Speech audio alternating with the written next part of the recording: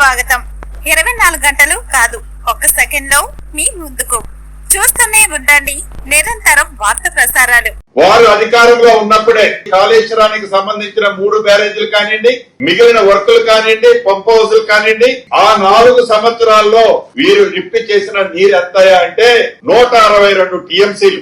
ఈ 162 టీఎంసీల్లో 50 టీఎంసీలు తిరిగి మళ్లీ సముద్రానికి వారి చేతుల మీదనే గేట్లు ఎత్తి వదిలిపెట్టారు. అంటే నికరంగా సుమారు ఈ 1,12,000 13,000 నెట్ ఖర్చు పెట్టి 1,48,000 కోట్ల డిపిఆర్ తో తయారు చేసిన ప్రాజెక్టుతో కేవలం వాడిన నీరంతా అంటే 112 టీఎంసీలు 4 సంవత్సరాలు.